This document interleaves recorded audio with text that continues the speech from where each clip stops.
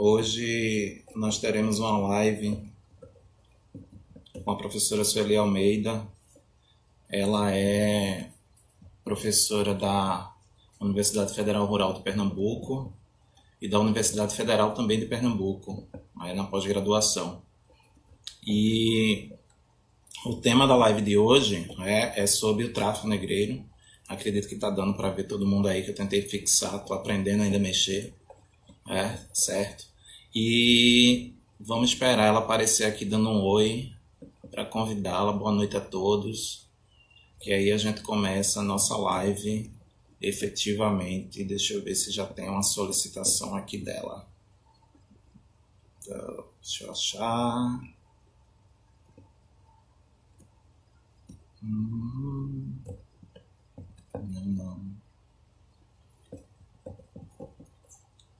Sueli, por favor, dá um oi que eu te acho, ou solicita a entrada.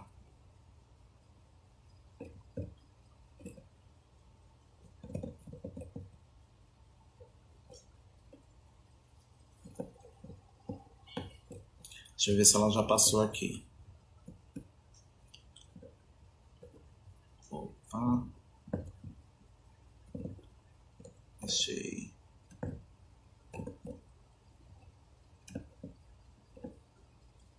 Convidar.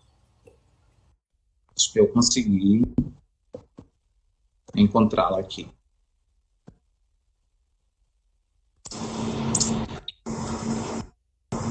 Ele tá me ouvindo?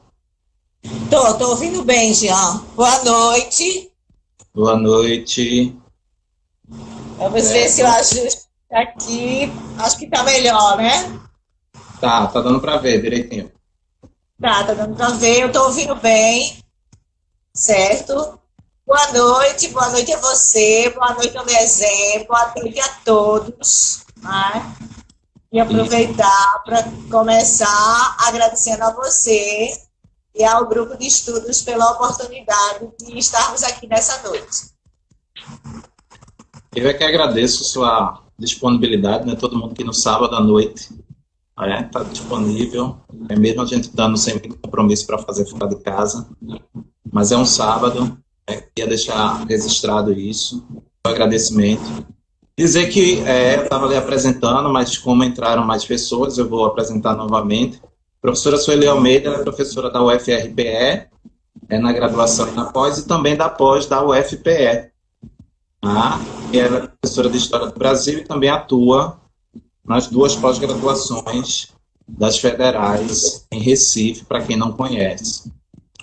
Entre outras coisas, ela é autora de vários artigos, é organizadora de algumas coletâneas, autora do livro chamado Sexo Devoto, para quem não conhece, e tem um livro recente que saiu, um e-book, que é chamado Entre a Terra e o Céu, Irmandades Leigas em Pernambuco, do qual eu tive o prazer de fazer a orelha do livro, e depois espero que dê tempo da gente conversar um pouquinho também sobre ele, essa live de hoje, que infelizmente é controlada, só temos 1 hora para isso, e vamos aproveitar nosso tempo bastante. Certo, Sueli? Ok, Jean, obrigada. Eu fiz algumas anotações aqui, das tuas pesquisas, tudo que tu já fez um pouquinho, e eu queria que a gente começasse conversando, como é que tu chegou no tema que tu está fazendo a pesquisa hoje, que é sobre o tráfico negreiro a partir de Pernambuco. Eu queria saber como é que tu chegou no tema, quais são as fontes que tu foi encontrando, como é que ele te seduziu no final das contas. Bom, assim, eu já tenho uma trajetória longa no exercício do magistério superior. Eu atualmente completei, no mês de maio, 34 anos de exercício do magistério superior. Então, é natural que ao longo do percurso, as interfaces de pesquisa, elas se alterem. Mas, efetivamente, você se mantém, eu diria assim, num eixo que é um eixo meio central, meio inicial, que vai crescendo e abrindo novas janelas, novas facetas da pesquisa. Então, eu sempre trabalhei com os processos de inclusão social dos grupos subalternos. Sempre foi o que me interessou, né, entender como as pessoas elas conseguiam transitar ao longo da vida e encontrar um lugar seu, para chamar de seu. E muito do que se pesquisou chegou ao ponto de demonstrar que muitas pessoas que iniciaram suas trajetórias de vidas como pessoas muito simples conseguiram alcançar distinção e uma certa qualidade, não é, uma certa investidura de nobreza. Então, esse é um movimento que, para mim, é muito interessante. Essas agências, essas lendas pessoais, como diria um autor que é conhecido, que não é historiador, que é o Paulo Coelho, né? Essas lendas pessoais e como essas pessoas conseguem encontrar um lugar social. Então, esse é o eixo que me norteia. Um outro elemento que sempre está muito presente na minha pesquisa são as instituições, tá? Mas as instituições, elas não são elementos, eu diria assim, estáticos, secos, sem vida, mas muito pelo contrário. As instituições, elas são produto das pessoas e elas funcionam com a presença das pessoas. Então, entender as instituições a partir das ações das pessoas nessas instituições. Então, eu comecei a minha pesquisa trabalhando com a Companhia de Comércio de Navegação Costeira por Vapor. Essa foi a minha dissertação de mestrado entre o final dos anos 80 e anos 90. Depois, eu migrei muito mais para um período colonial, a Companhia de Navegação é no século XIX, e naquele tempo, quando eu fiz o mestrado, não havia muita orientação para o período colonial, era uma história, era uma perspectiva diferente, era uma história mais voltada para a economia, para o urbanismo e para as lutas libertárias. Então, quando a gente teve as diretas já e toda uma renovação democrática no Brasil, então, múltiplos temas eles foram emergindo, e os estudos coloniais eles tomaram força. E eu fui mais para o período colonial, quando eu trabalhei com uma instituição, que são os recolhimentos femininos. Fiz uma ligação entre Pernambuco, Portugal, estudando esses recolhimentos, e seguindo as ações de resistência e sobrevivência feminina num mundo totalmente masculino. Então, aí eu já trabalhei com instituições e com as ações de sobrevivência e resistência de grupos subalternos. Uhum. Nessa leitura, né, que foi uma leitura muito em fontes primárias, é um trabalho bastante empírico, então eu pude encontrar outras facetas dentro dessa perspectiva de trabalhar. Aí surgiram as irmandades leigas, com as quais eu trabalhei com um grupo muito grande de estudantes no programa de pós-graduação da Rural, a partir de 2006, que é realmente o resultado do livro Entre o Céu e a Terra, é uma coletânea muito mais voltada para essa produção da pós-graduação da Rural e dos estudantes daquelas primeiras turmas. É claro, com alguns amigos muito queridos que contribuíram, que estudaram o tema, como é o seu caso, o caso do Marcos Almeida, o caso da Virginia Moedo, e o caso do professor Henrique Nelson, que não foi meu aluno na pós-graduação da Rural. Mas o restante é composto de resultado de pesquisa das dissertações e teses, e dos meus próprios trabalhos de investigação com a Irmandade da Misericórdia. E a partir daí foi que eu fui migrando para estudos mais voltados para a África, e para o protagonismo, eu diria assim, negro, inicialmente feminino, porque o meu pós-doc ele está calcado justamente nesse protagonismo feminino de cor, Então eu faço uma tentativa de leitura entre a urbe do Recife e Luanda, uma cidade de uma conquista portuguesa em África. Esse é o meu pós-doc. E a partir daí surgiu a pesquisa mais voltada para o Atlântico, desde 2011, 2012, com o auxílio e o diálogo com o professor Marcos Carvalho, numa disciplina que a gente dá desde então. Então, eu fui migrando mais para os estudos em Pernambuco, nas conexões, uma história conectada com a costa da África. E dentro dessa pesquisa, por exemplo, que você fez no pós-doc, né, o que é que você achou de diferencial, que marca o Recife, que marcaria Luanda, que tem uma associação que a gente pode dizer que era uma característica da época dessas mulheres de cor que estão lá sendo agenciadas dentro do cotidiano? Na verdade, assim, em princípio, o projeto tinha o objetivo de fazer uma história comparativa, tá? Então, veio a presença da mulher negra e o protagonismo dela, né, numa cidade em África e numa conquista portuguesa. Durante a investigação em Portugal, eu passei um ano na Universidade Nova de Lisboa com o nosso querido e saudoso professor Antônio Manuel Espanha. Então, durante a investigação em Portugal, então eu pude trabalhar um pouco e comparar um pouco e perceber que esse protagonismo da mulher negra, ele se repetia tanto em Lisboa, tá? Porque eu cheguei a fazer um levantamento muito grande do comércio de rua, das mulheres ganhadeiras nas ruas de Lisboa, as ações, as relações que elas estabeleciam com a polícia na rua e tudo mais.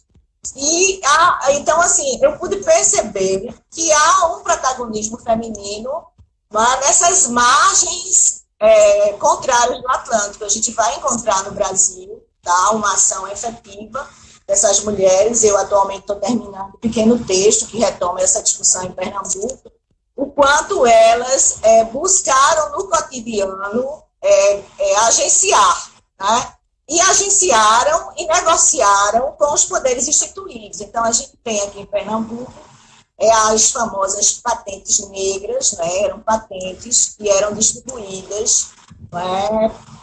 Era uma ação que congraçava a Câmara do Recife com o governador da capitania, e essas patentes elas eram sancionadas pelo governador, e as mulheres negras elas algumas receberam essas patentes, e a partir daí elas podiam agenciar na cidade. Então era uma espécie de controle municipal que havia do trabalho das mulheres negras, não é, no espaço, não é, dos bairros do Recife, Santo Antônio, São José e até na Boa Vista.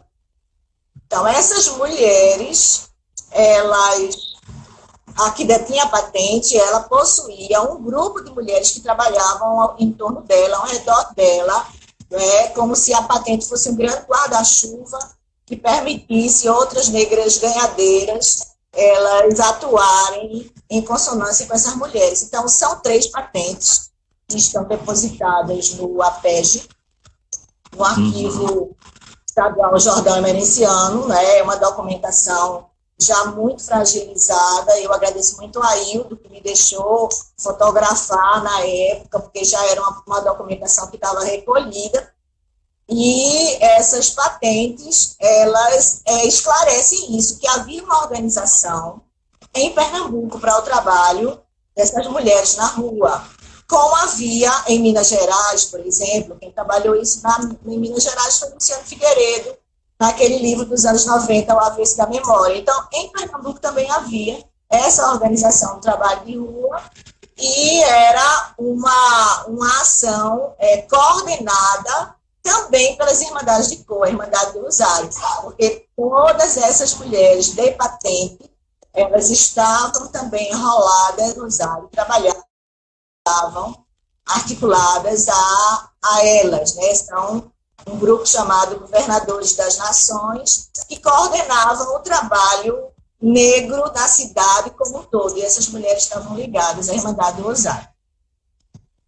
Certo, e dentro disso que essas mulheres faziam, o que é que a gente pode destacar? O que é que elas eram ganhadeiras, para quem sabe do comércio de ganho, é um comércio do cotidiano, que a gente encontra no dia a dia para as cidades coloniais, também no Império, mas o que a gente pode dizer que existia um domínio feminino dessas mulheres negras nesse comércio de rua?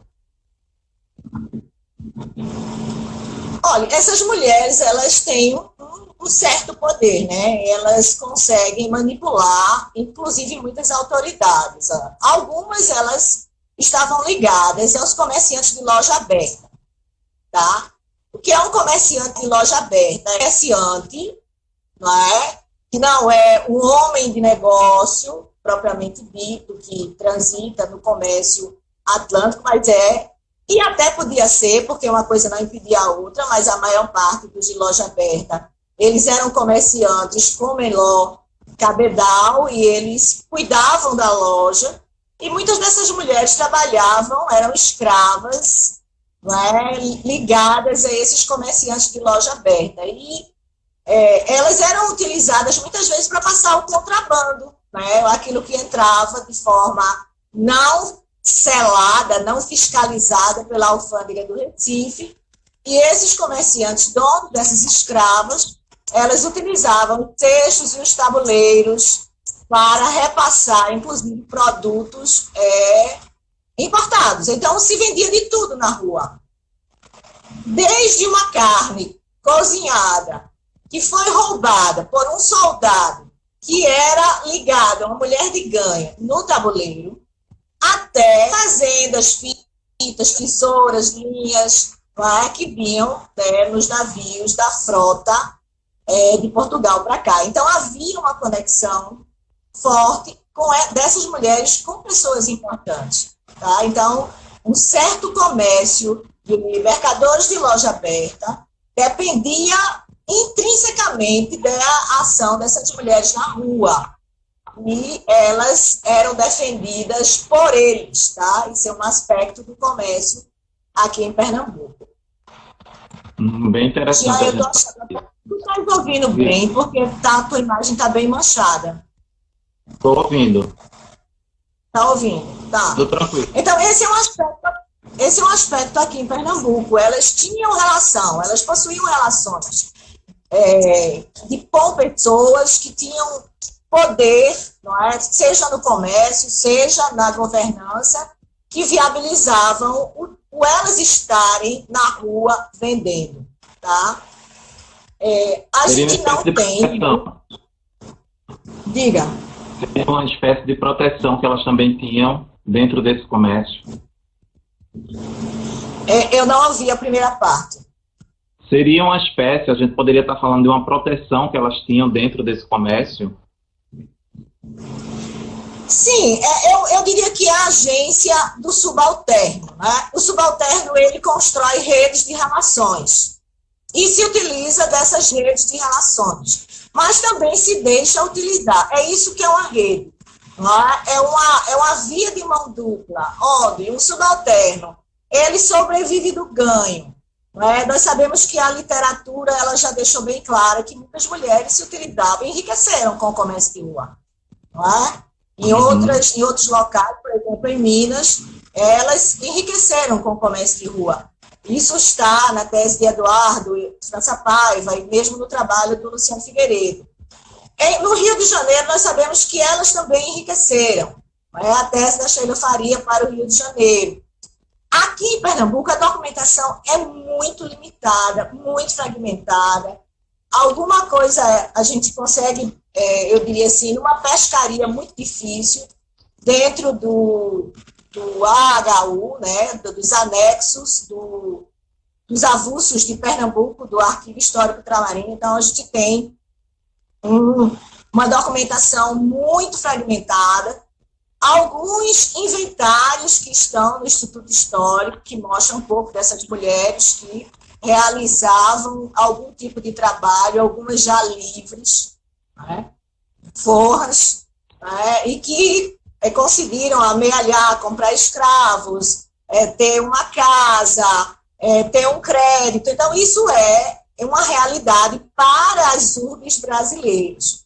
Mas, no caso da documentação de Pernambuco, ela é muito difícil, ela é muito escassa, ela não permite que você mergulhe mais profundamente nessa questão. Tá? Eu já passei muito tempo tentando levantar dados e realmente é uma documentação muito difícil. Então, sim, algumas construíram certo cabedal, compraram alforrias, se tornaram forras, principalmente as donas das patentes negras, mas muitas permaneceram escravas durante toda a sua vida. Agora, teceram relações, exerciam poder sobre determinados segmentos da sociedade, né, porque essa é a questão da construção da rede de relação. É uma troca, né? Sempre há uma troca, sempre há uma pressão de um lado e do outro, né, para que determinados elementos sejam viabilizados. Então, essas mulheres tinham, sim, tinham poder,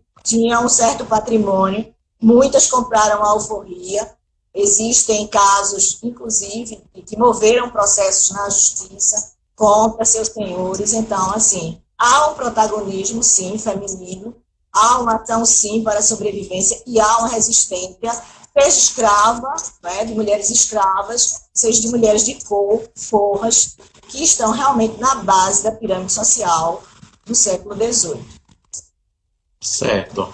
E dentro desse contexto que você traça de Pernambuco, que a gente pode pensar, e aí para entrar, como é que essas mulheres chegavam aqui, como é que se conseguia, a gente sabe um pouco sobre o comércio dos escravos, mas tem toda uma engrenagem que está associada, que começa aqui, a gente pode dizer assim, com a armação de um navio, até se chegar lá na costa da África e depois esse navio voltar com esses escravizados. Como é que a gente poderia traçar, começando pelo básico, o que é armar um navio, por exemplo? Tá, veja só, assim, para trabalhar essa segunda parte, né, ou essa fase do meu trabalho agora, né, eu precisei, por exemplo, que uma historiografia que contemple o comércio atlântico de escravos para Pernambuco, ela é muito pequena ainda, não é? Nós temos alguns trabalhos que cotejaram esse universo, mas ainda existe muita coisa para fazer, e é possível fazer. Agora, é uma investigação de fôlego, né? Porque, como eu já afirmei antes, a documentação para Pernambuco ela é muito fragmentada. Então, para que você monte um quadro inteligível, é necessário que você acesse muitos arquivos e muitos fundos diferentes para você fazer uma composição. Então, nós temos já uma historiografia que trabalhou com os comerciantes em Pernambuco de uma forma geral. O professor George Cabral dedicou a pesquisa dele a trabalhar com os comerciantes pernambucanos. Tá? Entre os comerciantes que o professor trabalhou, existem comerciantes que se dedicaram mais ao comércio atlântico de escravos. Outros menos e outros não. Do que a gente já é possível levantar, né? Nós temos, nesse período que eu trabalho, que é a primeira metade do século XVIII, eu vou mais ou menos até 1760. Então, nós temos nesse percurso aí, em torno de 39, 40 comerciantes que trabalharam com o comércio atlântico de escravos.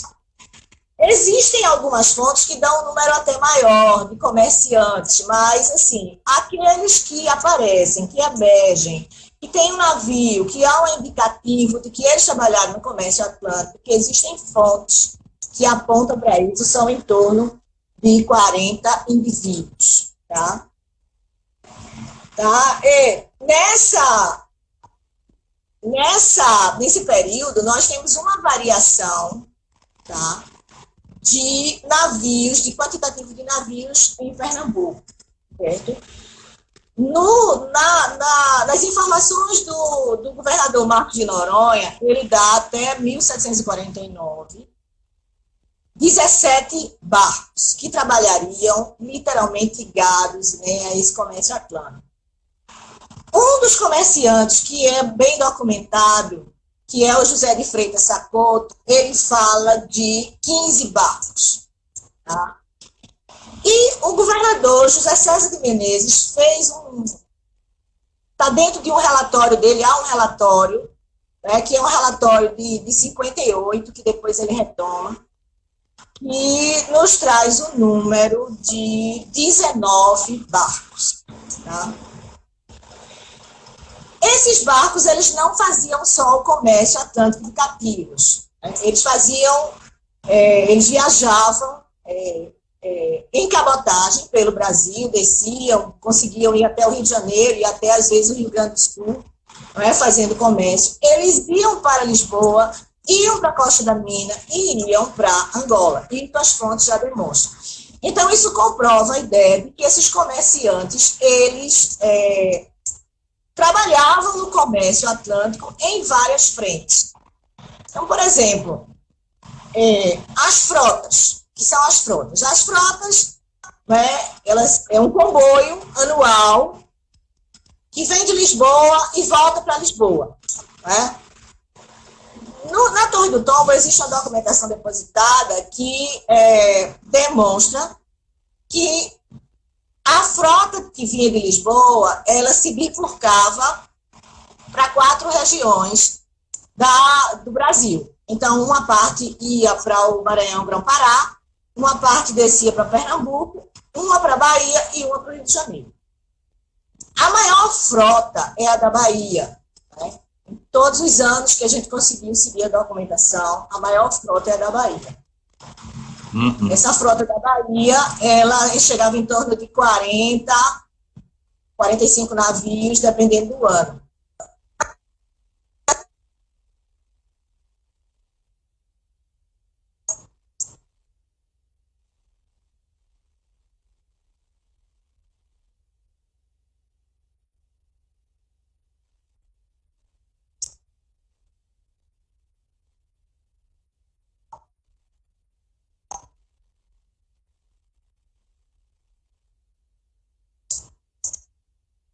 A louça e voltava com...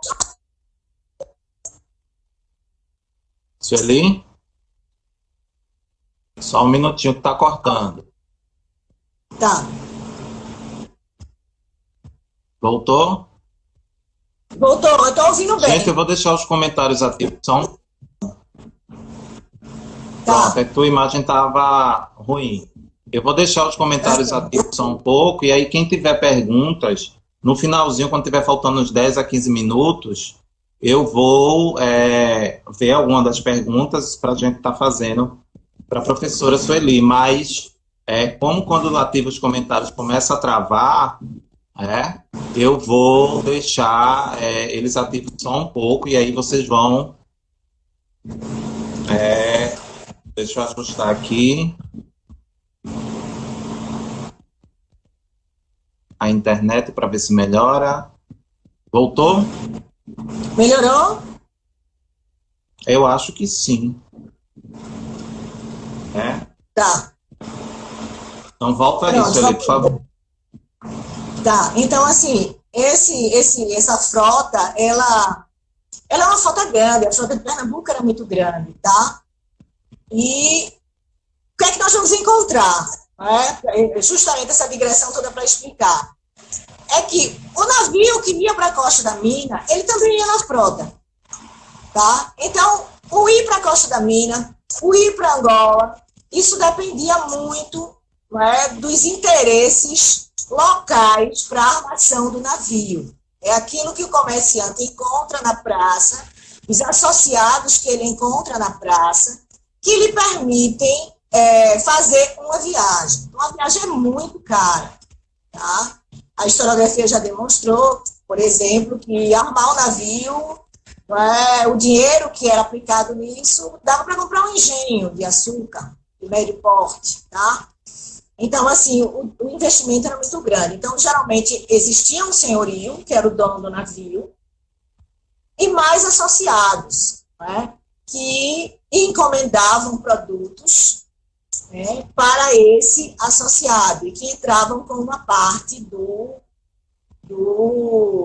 da despesa, dos recursos. Muitas vezes, o segundo sócio, a historiografia diz que é sempre uma sociedade meio dual, o segundo sócio seria o capitão do navio.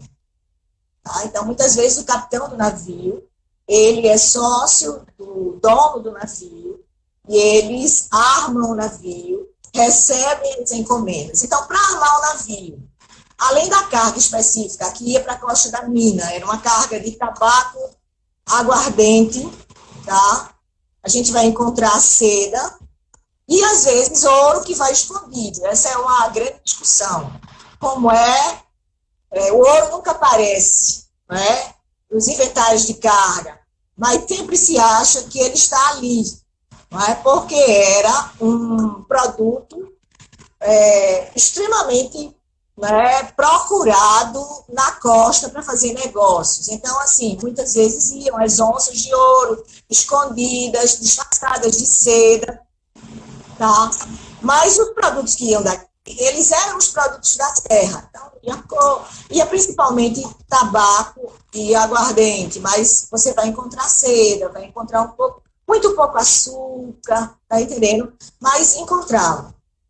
E esse produto ia para a costa, e quando o capitão do navio chegava na costa, ele ia parando em vários portos. Então, assim, o navio do José de Freitas Sacoto, que é o Aleluia da Ressurreição, ele parou em vários portos na costa. Anamambu, Ajudá, então, assim, em todos os portos que ele parou, ele fez trocas. E as trocas são diferentes. Então, em Anamambu, por exemplo, ele só comercializou tabaco, né? Ele trocou o tabaco por cativos. Mas quando ele chega no Ajudá, ele precisa comprar produtos para poder trocar por cativos. Então, ele vende o tabaco que ele leva e a aguardente para comerciantes estrangeiros, holandeses, principalmente ingleses que estão na costa, e trocam por panos, principalmente por panos e outras mercadorias que ele vai, então, trocar localmente, comprar localmente por cativos. Então, assim, há toda uma estratégia que um capitão de navio ele precisa conhecer para poder fazer bons negócios na costa, tá? Então, ele precisa saber o que é que cada porto quer ou aceita comercializar. Qual é o produto que ele leva que vai fazer com que ele possa estabelecer as trocas que ele precisa. Então, precisa conhecer, não é, as autoridades locais, né, precisa possuir uma rede, não é, de procuradores, de agenciadores locais, os quais ele possa travar. Está ouvindo? As pessoas estão dizendo aqui que travou. Deu uma falhada, mas voltou. Voltou. Está ouvindo? Tá, voltou, tá. Então, assim, tô ouvindo. Então, assim, um grupo de pessoas que são representantes, não é, locais e que negociam com esse capitão para que ele possa comprar os cativos. Então, foi muito isso que a gente conseguiu ver. Muitos portugueses estabelecidos na costa, da chamada Costa da Mina, comerciantes de escravos locais, que venderam cativos para o armador, para o navio Aleluia da Ressurreição, que é o navio do José de Freitas Sacoto. E esse capitão de navio, que foi o José Francisco da Rocha, que estava na costa, ele comprou cativos no miudinho, no varejo. Então, comprou 2, comprou 3, comprou 4. Então, implode, de certa forma, para a Costa da Mina, aquela ideia de que o navio chegava, ele ancorava no porto, ele comprava todos os cativos e vinha embora. Tá? O que nós temos pelo contrário, uma participação de vários portos na composição da carga do navio Aleluia da Ressurreição. Tá? O navio voltou, os que foram quantificados pela anotação do capitão do navio foram 307 cativos, e eles foram comprados parceladamente em vários portos, de Anamambu até o Ajudá, quando ele zarpa, né, compõe a carga, zarpa, e vai para as Ilhas Atlânticas, que esse é um outro enclave, né, um outro problema que a historiografia começa, de certa forma, a esclarecer. As ilhas, elas são um entreposto, a coroa portuguesa ela vai insistir com muitas leis para que os navios tivessem obrigatoriamente que parar ou em São Tomé ou em Príncipe e pagar os tributos sobre as cabeças dos cativos. Tá? Então, isso vai ser uma exigência da coroa, ela vai cobrar isso. O navio do José de Freitas Sacoto, o Aleluia, ele para no Príncipe, ele paga os tributos que ele deve, e são de R$3.500 que ele paga lá, e aí ele desce para o Porto do Recife. Tá? Então, é uma viagem longa, né, de quase um ano, né, que o navio faz até, eu diria assim, estar armado, zarpar, fazer as compras na costa, retornar e vender, aí entra uma nova etapa, que é a fiscalização na alfândega e que é a comercialização desses cativos. Ô, Sueli, isso que você fala, meio que, como você já bem lembrou, implode a ideia de que se chegava lá, estavam todos os cativos num local só, se enchia o navio e se voltavam, né? Isso daria uma praticidade, vamos dizer assim, ao comércio negreiro, que, pelo que você fala, dentro dessa viagem do Sacoto, dentro dessa armação, não é o que aconteceu. Tem que armar o navio e ele voltar. Demorou um ano, praticamente. E dentro desse aspecto de armar o navio, de pegar vários africanos no varejo, e não no atacado, para utilizar uma linguagem comercial, o que a gente vai estar trazendo aqui para Pernambuco, no século XVIII, eles estão vindo de onde em África? O porto de embarque da sua maioria de uma região, Angola, Mina. Como é que a gente poderia tentar qualificar ou classificar, não sei qual o termo mais correto, essa população africana que está sendo deslocada e sendo trazida para Pernambuco nesse século XVIII? Olha, a pesquisa, assim, a Costa da Mina e Angola são duas realidades completamente diferentes em termos de dinâmica de comércio e tributação. Certo. Não há um entreposto português que possa exercer a fiscalidade sobre os navios que vêm do Brasil para a costa. Tá? Existe uma documentação coeva que diz que há a possibilidade de pagar, isso em 1729, alguns tributos no Forte de São João Batista do Ajudá, mas é uma coisa muito fragmentária. O que se tem na historiografia é que os primeiros pagamentos se fariam em São Tomé, o Príncipe, nas ilhas, e depois no porto de destino do navio. Já em Angola, Angola é uma conquista portuguesa, então tem uma alfândega, tem toda uma estrutura de cobranças de tributo, tá? E isso, a realidade lá é diferente, tá? É uma outra realidade. Então, essas realidades, elas precisam serem estudadas de forma diversificada. Mas o navio que vai para a costa vai para Angola. O Aleluia, do José de Freitas Sacoto, ele fez várias viagens para Angola. Tá? Ele vai para Angola, inclusive ele transporta dinheiro, né? Eu diria, não dinheiro em contado, mas notas, e agora me fugiu o termo técnico, mas ele transporta letras promissórias, tá? E um volume muito grande, então, tanto de cativos quanto de dinheiro. Numa das viagens que ele fez, na década de 40, ele transportou 650 cativos numa única viagem do Porto de Angola. Então, isso significa que lá, certo, havia um embarque mais concentrado. Eu não me voltei ainda a estudar completamente os embarques lá em Angola. É uma coisa que eu pretendo fazer. Mas o que a documentação que a gente já manipulou deixa ver é que havia um embarque mais concentrado, mesmo porque a gente tem o processo de detrimento, as quarentenas em Luanda, e das quarentenas em Luanda, não é, o embarque no porto. E também porque o volume da carga de gente não é, comprada no porto é maior, não é, do que o número de pessoas que eram compradas na costa da mina.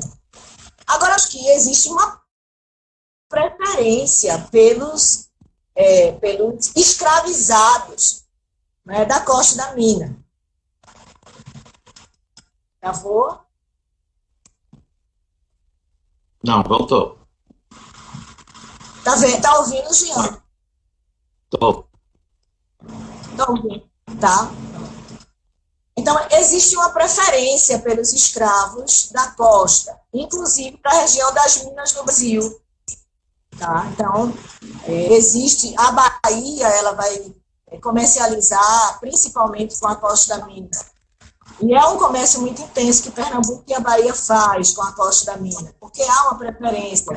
Existem muitas justificativas em relação a isso, que os escravos, que os escravizados da costa da mina eles tinham um organismo mais forte, eram mais resistentes, não sofriam tanto do bando, em detrimento dos cativos de Angola. Mas a gente tem uma profusão de pessoas vindo para cá, são muitas viagens, não é? E com um quantitativo muito grande de pessoas transitando da África para cá. Vocês sabem que Pernambuco é o quarto porto.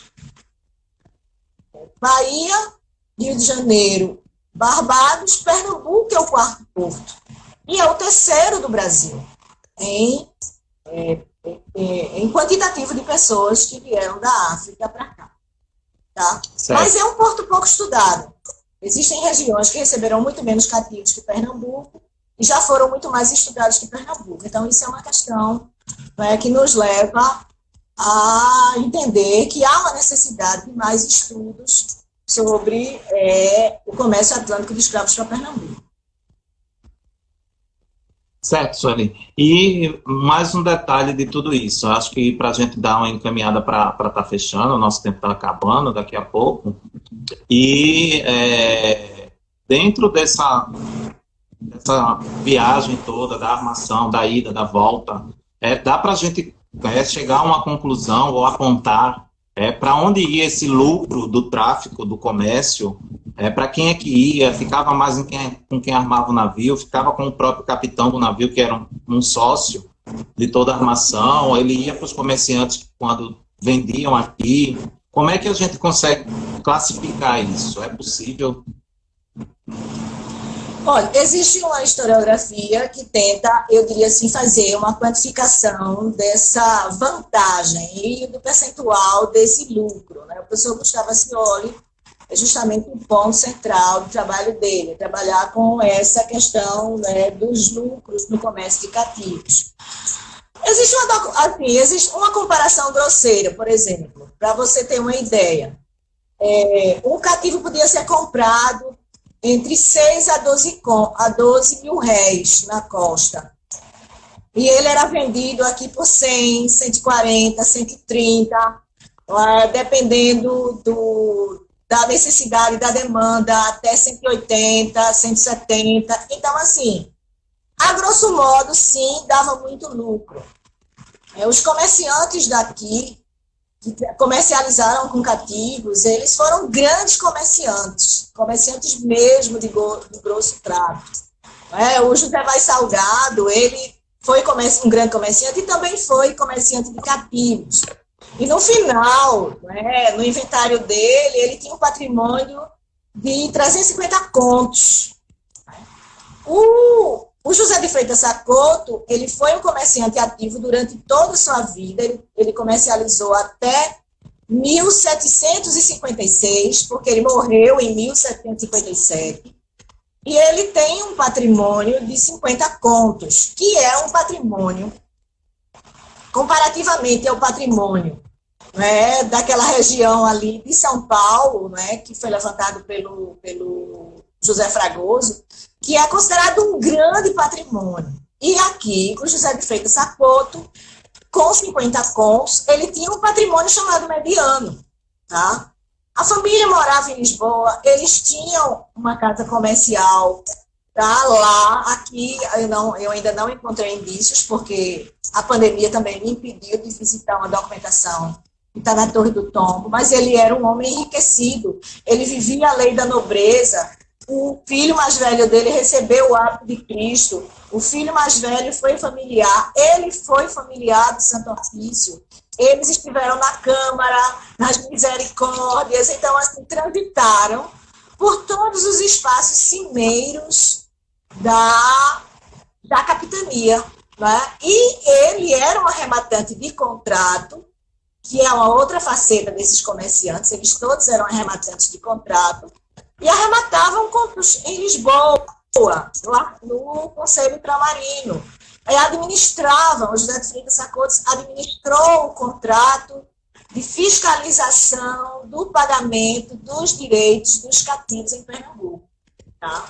Então, assim, eram pessoas que estavam ligadas à elite local, tá? Que tiveram patrimônio, deixaram para a família, possuíam sócios, e tem até um caso muito interessante, que é de um dos capitães, né, que é um capitão de navio, chamado Félix, eu estou esquecido o segundo nome dele, mas ele é capitão de navio, ele começa a vida como capitão de navio, e depois, na segunda metade do século XVIII, ele se torna negociante, comerciante de grosso tato, ele vai ter navio e vai ter um dos acionistas da Companhia de Comércio Pernambuco e Paraíba.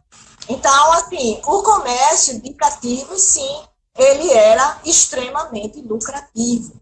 As casas e a demonstração de poder que esses comerciantes de cativos eles puderam alcançar ainda são visíveis hoje em Pernambuco. É o caso da Casa do Museu do Estado, que é uma casa de um ex-comerciante de escravos. Era uma casa de um ex-comerciante de escravos. Então, assim, esse patrimônio ainda se encontra visível em Pernambuco. Então, sim, era um comércio que dava muito lucro. E, agora, eles não eram comerciantes que ficassem restritos a esse comércio. Eles tinham uma atuação que abarcava outras linhas de comércio. Tá? Não era só o comércio de escravos, mas as outras linhas de comércio, de produtos importados, e que era uma linha muito comum da rota para Lisboa, na frota. Eles também entravam nessas negociações, armavam navio, iam para a frota, faziam negócios lá e tudo mais. Mas o comércio de cativos, sim, era um comércio lucrativo. Certo. E dentro dessa... a gente já falou um pouco de como se armava o navio, de como se ia para lá, se voltava. Essas mulheres que vinham para cá, que você consegue identificar, para a gente voltar um pouco lá no início, elas tinham, no caso das africanas, elas tinham uma origem comum. Conseguiu ouvir?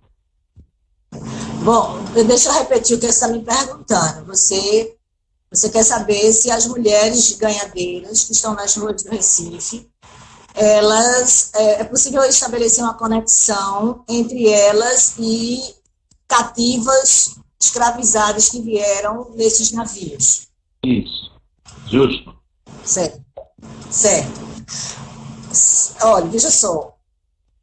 Eu conversava com alguém essa semana justamente sobre isso. A visibilidade do escravizado ela é muito pequena. Ele vem registrado numa carga como negro, negra, molecão, molecona, molecas, moleques, crias de peito, crias de pé. Certo? Então, é um registro muito pequeno, tá? Desses escravizados. A documentação que trata das mulheres em Pernambuco não deixa claro se elas são africanas ou se elas são crioulas ou mestiças. Tá? A documentação que eu consultei faz apenas referência à condição, se é escrava ou se é forra, e elas são, eu diria assim, referidas, de uma forma geral, como mulheres negras. Infelizmente, nós não temos testamentos, né? E poucos inventários. Seria uma documentação que, associada à documentação avulsa, produzida por governadores, secretários, provedores, não é, e oficiais da Câmara, poderiam nos ajudar a criar esse perfil, não é?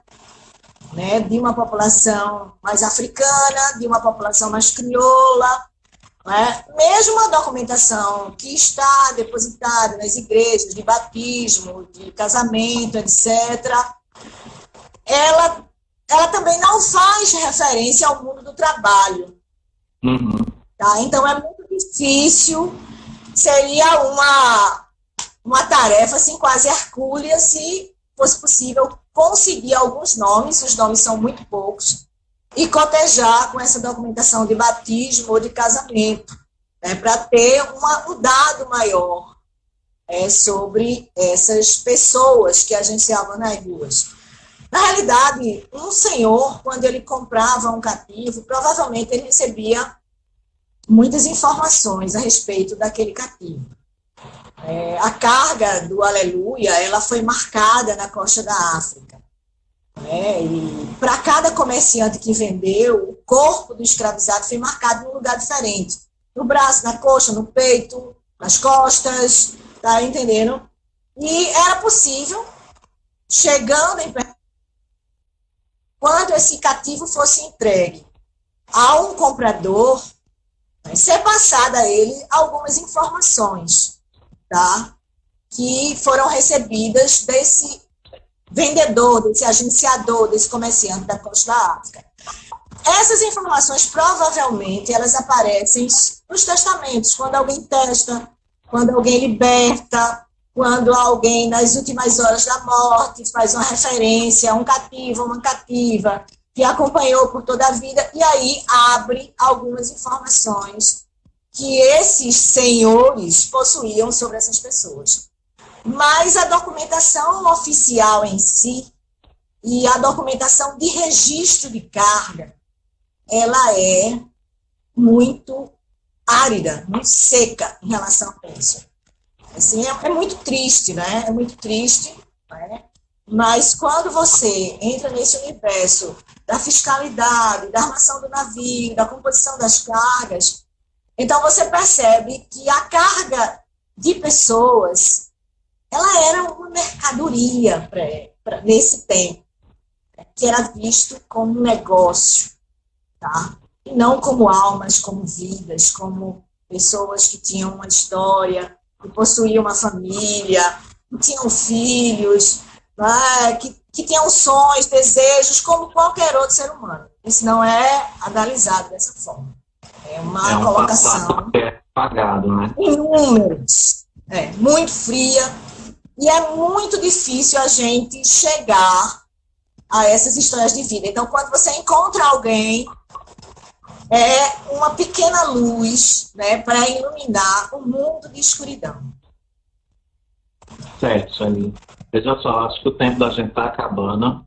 Pelas minhas contas, temos 2 ou 3 minutos no máximo.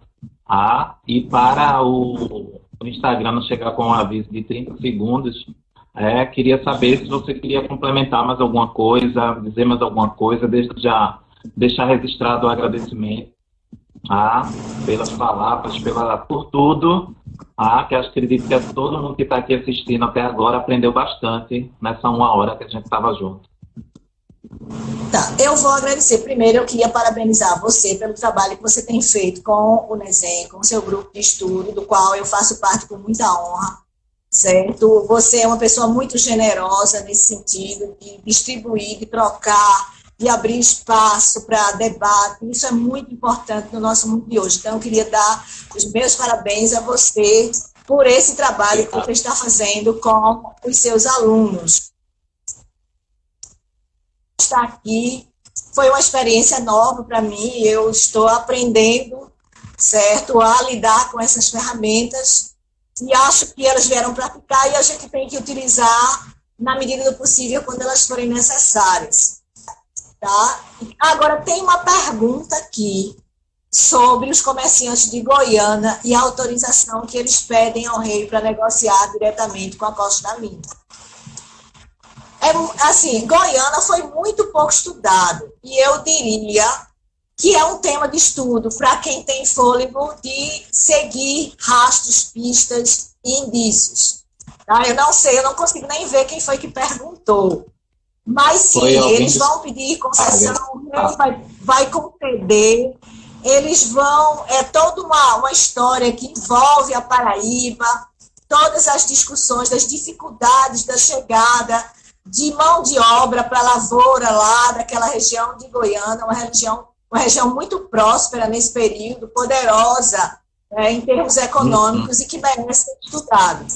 Sim, mas isso exigiria mais espaço para a gente negociar. Eles até 1630, eles estão pedindo novas concessões, renovações de ser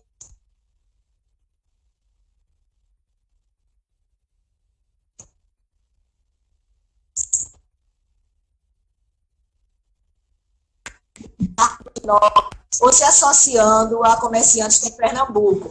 É uma coisa a avançar, a investigar, e se é uma pessoa que tem esse, eu sugeriria que fizesse um trabalho sobre Goiânia, ele é muito necessário. É necessário. Tá? Só para dar um aviso, a live vai ficar salva, e a gente criou também um canal do Nezen no Facebook, ele já existe, há uma página, e a gente acabou de criar essa semana no YouTube, para quem quiser assistir a live.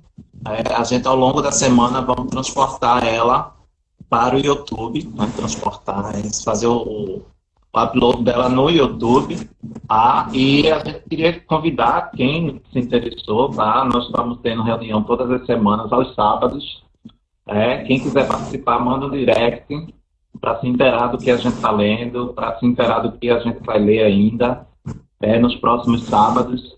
E queria dizer que a live da professora Sueli foi a primeira que vai, digamos que, abrir um ciclo sobre essa trajetória atlântica. De hoje a 15 teremos outra com o professor Carlos Silva, que também vai falar sobre a Bahia e sobre esse comércio de escravos pela Bahia. E depois o professor Jaime Rodrigues também vai estar falando da parte mais sobre o Rio de Janeiro também, e trabalhar essa questão do comércio, desse tráfico. Então, quem estiver interessado, fique atento, que a gente vai estar divulgando as nossas lives. E mais uma vez, obrigado a quem ficou até agora, obrigado a Sueli, e obrigado a todos. Obrigada a todo mundo que ficou aí. Beijão, tchau, tchau. Tchau, tchau.